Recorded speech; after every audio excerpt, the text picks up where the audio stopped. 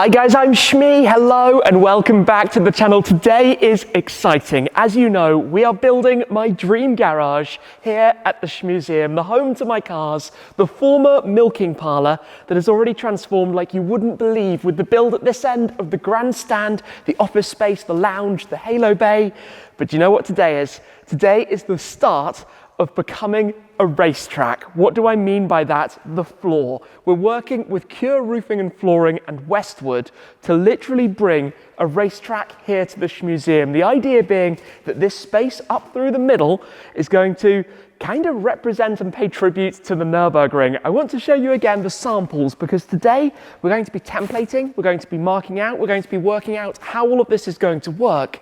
But these are the samples we have from before. As you can see, the idea of curbing, the idea of the carousel style theme, the different graffiti perhaps that we can bring in as well, with this whole space really bringing even more colour, the red and white curving to represent what you find at the Nordschleifer, of course, a place where I spend a lot of time, where nearly all of the cars here have actually driven as well. And just picture looking down from upstairs at this. It's probably going to be quite a long day. A lot of things are probably going to have to move, but we're going to hopefully be joined by the team from Cure to understand more about this as the day progresses. Come upstairs with me quickly, because a big part of this is what the view is going to be like, looking down. I mean, it's already cool looking down over all of the cars when you're up here. And obviously some of the cars are missing at the moment, out for different things. Lots going on as always. Most of the work from Martin and Webbo from Novus is up here at the moment, sanding down the taping and jointing up on the bulkhead, for example, and progressing with all of that. But the idea has always been that these railings are like what you would find at a race grandstand. The glass walls will be a bit like what you'd have at a hospitality box, looking out over all of this. Picture the scene with literally a track running through the middle towards the end wall. Perhaps down the line we can add a mural as well, move some of the memorabilia around. This is like dream becoming reality, and this is a big, big part of it. We've been planning the flooring for a whole long time, and today we're actually going to be getting underway. So let's do this. Some of you will have seen this before, the electric go-kart that was actually wrapped at Dub Customs. This was a present from my girlfriend. This has a drift handbrake on it. The reason we don't normally use that is because we don't want to make a mess of the floor. Given we're about to be completely changing the entire floor, we can make a mess of it, I think. I'm going to probably regret this, but for the time being, let me go and do some skids with this here in the garage. Backed up all the way. Let's go max power. All the way, all the way, all the way, all the way. Whee! Oh, might be leaving some lines. Oh well. Halo bay handbrake.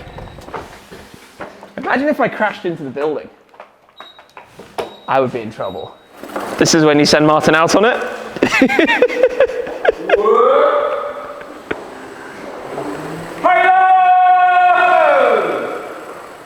Martin, are we working hard or hardly working? A little bit of both. This is hard work because there's no power to mind that spirit and everything. The team from Cure have just arrived. They are preparing exactly how this is going to unfold, but step one is to do the templating, to work out exactly where the lines are going to go. So picture the scene from the shutter door. It comes in, of course, through here. It's going to curve slightly back towards the halo space across the lounge and then continue through towards the end. That obviously means we're going to have curbing on either side of that path. Now, to template it out, everything has to move a little bit. We've just pushed the Clio back. We need to slide back some of the other cars. But with these templates, the way that this is going to unfold is with multiple different colors and obviously the order they have to go down. You can see for the main centerpiece, we have that chipboard effect in the middle with the tarmac, and then on the outsides of it is going to be this, the red and white lining. So this, to give you an example, is coming over here and will go down just like that to frame that entrance. It's going to be so cool. This is a sample that they actually did quite a while ago, to be completely honest. It's been here at the barn for a fair bit of time. So these, actually I can show you, are going to sit about here, like that, although it's obviously done directly over the polished concrete.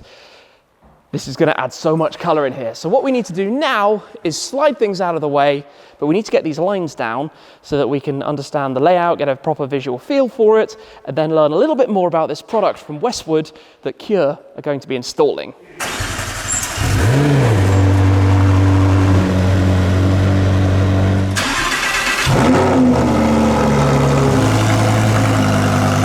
Next up, the Jag.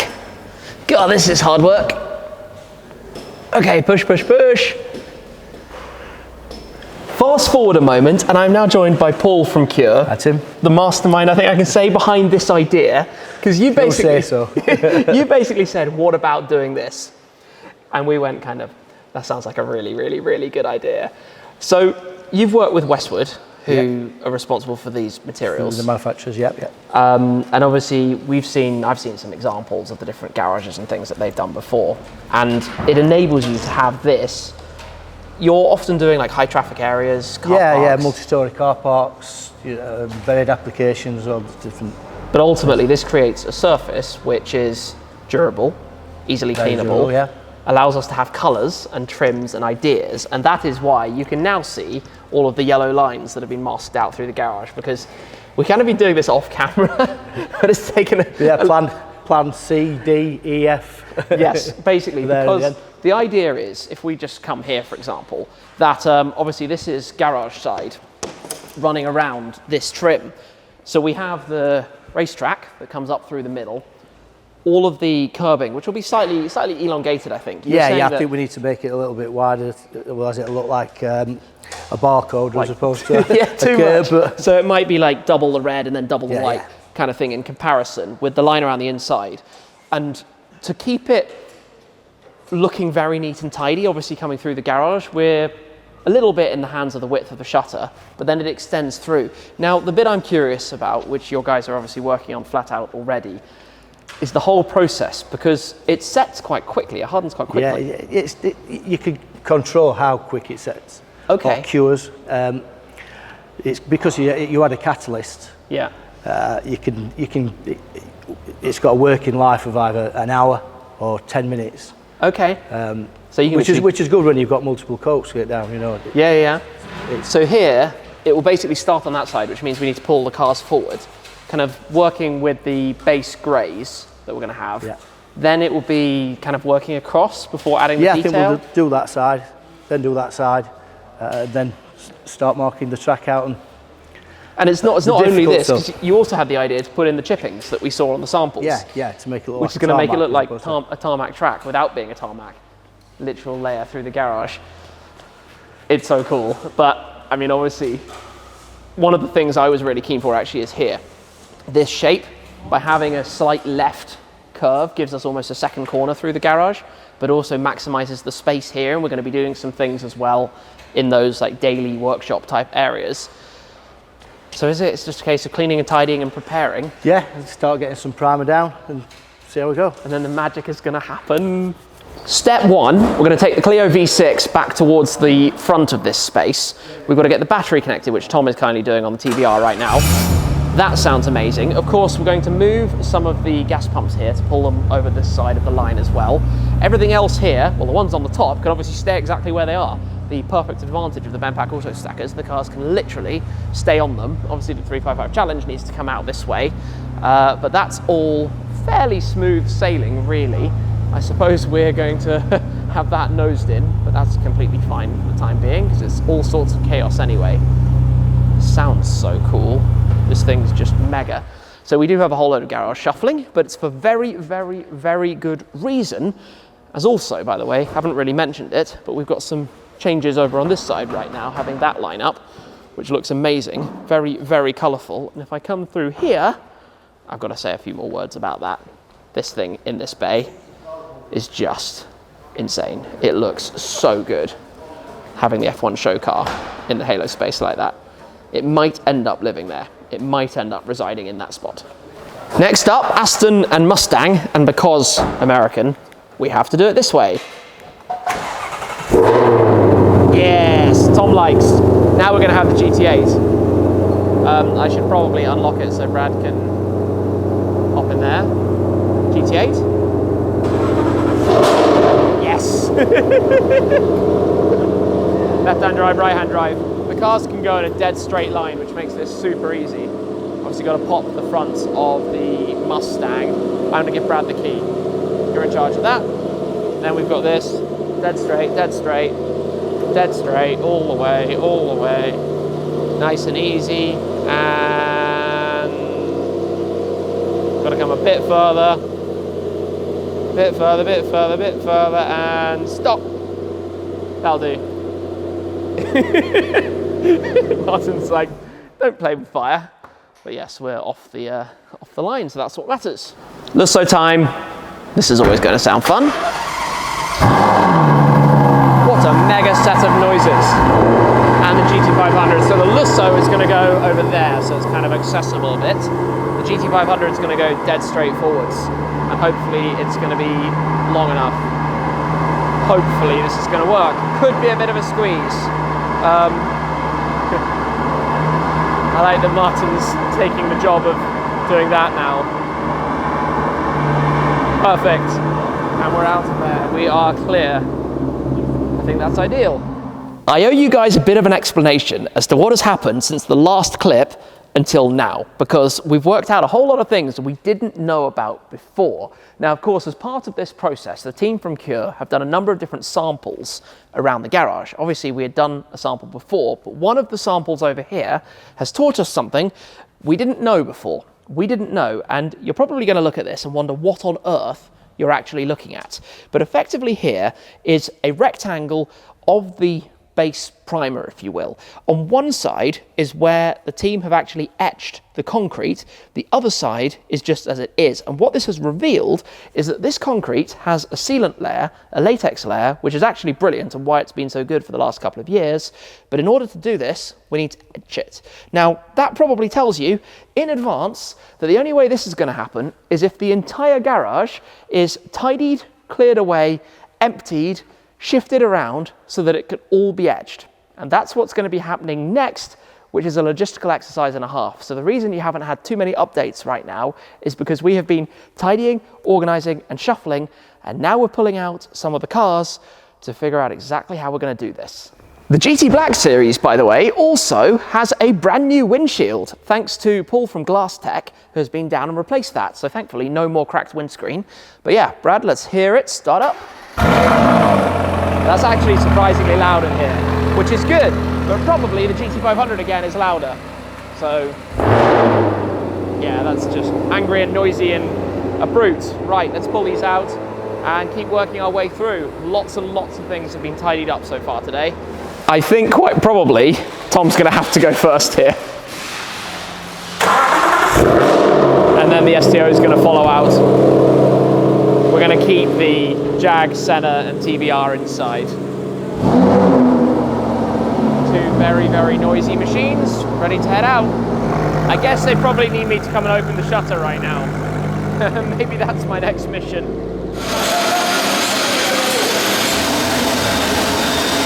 Well, this is a little bit different. Welcome to the Shmuseum. I've been out for a meeting and I've just come back and I'm a little bit flabbergasted, to be honest. Obviously, look at the floor.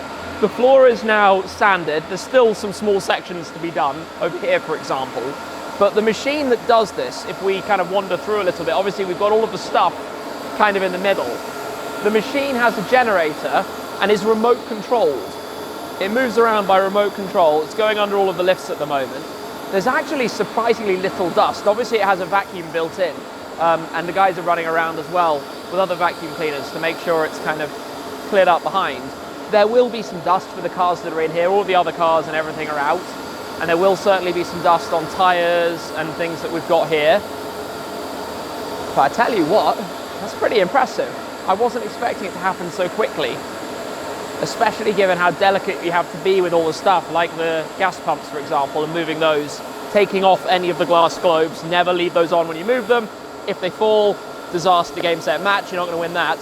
But the upshot of this, if you come and take a look, is that with some of the samples of the WestWood coatings that have been applied by Cure, you now have exactly the result that it needs to have, and that's straight on top of this floor. So you don't need the pre-primer anymore. You can go straight in with primer and then to paint.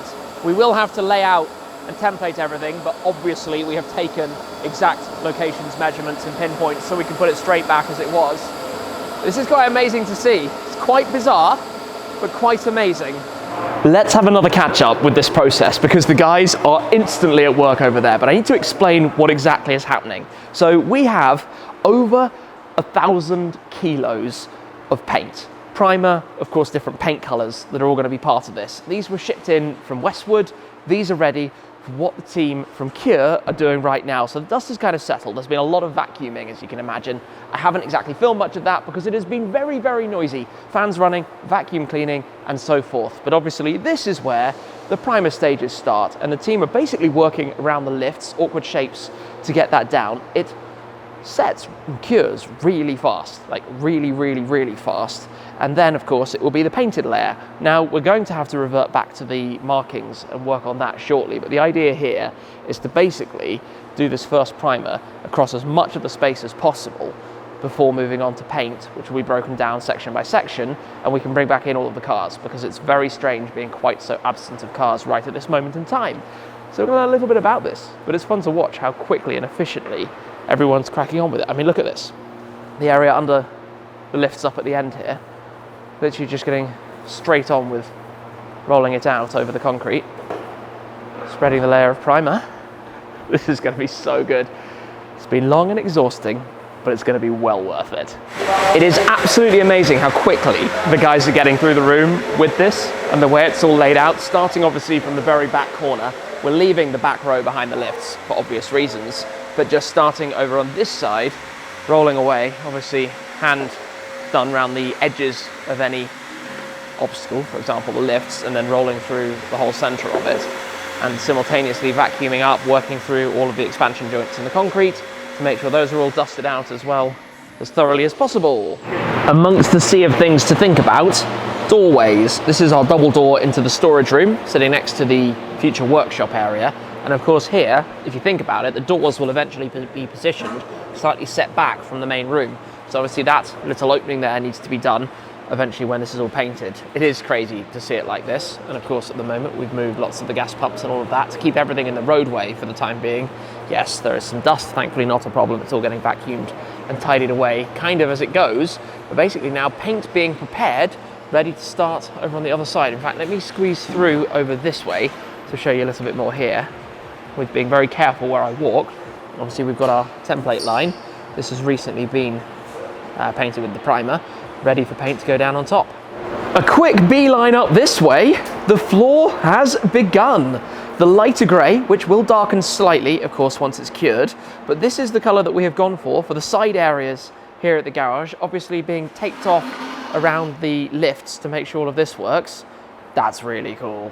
That's going to look really, really nice once that's been done, obviously everywhere, up to the mask line before we get the other colours and things. But this is it. The top colour layer has officially begun. We're starting to see the corner taking shape. Down here, the corner that leads, of course, down towards the Halo Bay. It's this whole area that kind of wraps around the corner as well, still to go. Tape comes up quite quickly thereafter, so it doesn't cause any issues. Obviously, this is the underneath layer. The main tarmac side will be the top layer, if you will. But very, very neat, very tidy, very smart, and also working down from the fire exit corner, fire exit side as well. As you can see, we now have even more progress, but firstly, we're parking in some of the cars for the night, so we want to get them as close as we can to this. Absolutely fine to park on the primer, but obviously we need to get as many cars in as we can now without having access to quite so much floor space. So we'll try and pull this in to the edge, then GT500 coming in next, like that, done that way. Can we manage this? Can we manage this? Straight. And then just pull everything back. And of course, GT500 next. This is an interesting challenge because we need to pack everything in really tight. Full lock, full lock, full lock. He's good. Full lock, full lock, full lock, full lock. And kind of straight. While the guys have gone to get the next cars, I actually wanted to show you this sample. It's fascinating. This is the material, obviously. This is a bit that was left over. And it's unbelievably durable and strong, which of course is what you need on the floor of a garage. If we come through here, this is where obviously it all started earlier on. And you could now walk on that. That's totally fine to walk on. In fact, you can drive on it very quickly after. It depends how much catalyst is used in the actual material. We're obviously leaving it for the preservation and longevity of everything that we're doing here.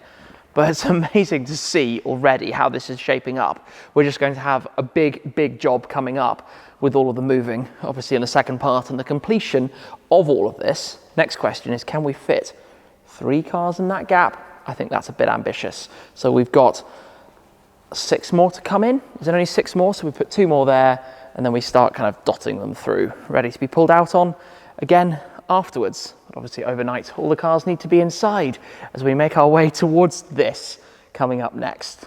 Well, the cars are in. The cars that are here, plus behind the GT Black series, because obviously everything needs to be compacted in, and this was kind of by arrangement, as you can probably expect.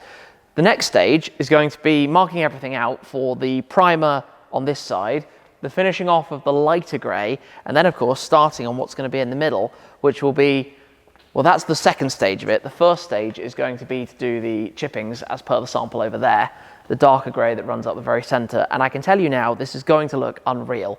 It's a huge thanks to the whole team from Cure, because they've been working flat out to pull this off. And obviously the materials for the purpose from WestWood, because this is just looking immense. To have the grandstand obviously up here with the railings across the front, to give that very much industrial feel, but with the hospitality behind when we've got the glass up for the offices, looking out over the track. And I haven't necessarily told you everything about the layout of the track, but it's obviously inspired by the Nürburgring with the red and white, as I've mentioned. What we've also been kind of doing with the layout, and you'll have to ignore where the pit box is, but think of it coming in, you have a right turn. Imagine you're going downhill turning right. You then have a bit of a straight with a lot of curbs on the left, which you run over, and then you have another corner up to the right, heading uphill. There's a fairly famous corner, often nicknamed YouTube corner, Brunchen, and that's the plan. That's the kind of idea we're going for with all of this. So when it's all pulled off and when it's all done, and when everything's in place, and when we have all of the gas pumps, and when we have even more lighting, and when we have all of the offices finished, the GT500's exhaust, it does this. It makes funny noises sometimes when it's been running. It just did that in the background. I'm not sure if you'll have heard that. But when it's all done, oh my goodness, this is going to be phenomenal. It's been a long couple of days though to get this far, but stay tuned for the next couple of days to get it finished. For today though, that is all from building my dream garage, this update. Until next time and the next stages. Thanks for watching guys, and I'll see you very soon. Cheers.